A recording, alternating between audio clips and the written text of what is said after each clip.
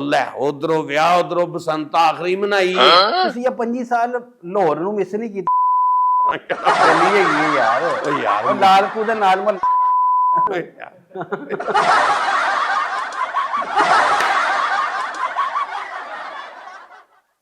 ਮੇਰੇ ਮੂੰਹੋਂ ਤੁਸੀਂ ਕਢਵਾ ਲੈਣੀ ਹੈ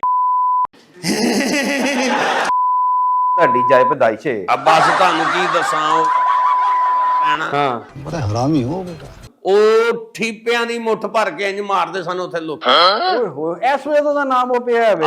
ਤੇ ਉਹ ਬਸ ਇੱਕ ਬੰਦੇ ਦੇ ਅੱਖ 'ਚ ਵੱਜਿਆ ਠੀਪਾ ਅੱਛਾ ਉਹਨੇ ਕਿਹਾ ਕੀ ਹੋਇਆ ਉਹਨੇ ਕਿਹਾ ਕਿਸੇ ਨੇ ਠੀਪਿਆਂ ਦੀ ਮੁੱਠ ਭਰ ਕੇ ਮਾਰੀ ਹੈ ਇਹ ਜਿੰਨੀਆਂ ਵੀ ਚੀਜ਼ਾਂ ਨਾਲ ਬਾਜ਼ੀ ਲੱਗਦੀ ਹੈ ਹਾਂ ਇਹਦੇ ਵਾਸਤੇ ਤੇ ਬੜਾ ਤਜਰਬਾ ਚਾਹੀਦਾ ਹੁੰਦਾ ਪ੍ਰੈਕਟਿਸ ਸਭ ਤੋਂ ਪਹਿਲੇ ਤੇ ਉਲਟਬਾਜ਼ੀ ਅੱਛਾ ਕਬੂਤਰਬਾਜ਼ੀ ਅੱਛਾ ਪਤੰਗਬਾਜ਼ੀ ਅੱਛਾ ਰੰਗਬਾਜ਼ੀ ਅੱਛਾ ਚਲੋ ਅਸੀਂ ਵੀ ਦੁਆ ਕਰਦੇ ਹਾਂ ਤੁਹਾਡਾ चैनल मोनेटाइज होवे फटाफट करके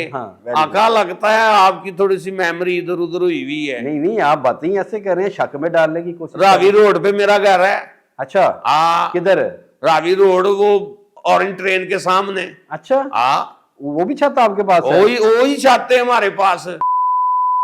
वो छोड़ दी है वो बेच दी आपने हाँ वो ना ही बड़ा अजीब जिहा सी लिखदा सुत्ते ते लगदा सी हकीम दी मशहूरी चलन डई